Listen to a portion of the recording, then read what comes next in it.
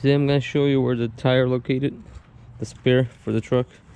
Usually for the cars they're located in the trunk, but as you can see there's no trunk here.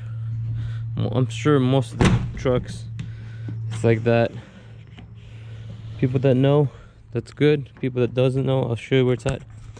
It's located right underneath, right there.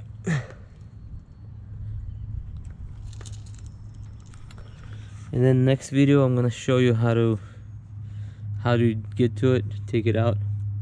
So to get to it, I'm just gonna show you how it is, but I'm gonna do it in the next video. You have to go through this right here. There's a hole here. Inside here you put a tool and it lowers the tire slowly. But to do that you have to go here, open up your seat. You should have this.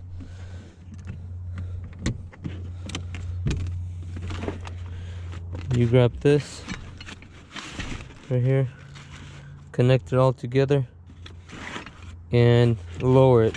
If you want to stay tuned for the next video, it won't be today, but it will be on my channel. I might show you how to lower it.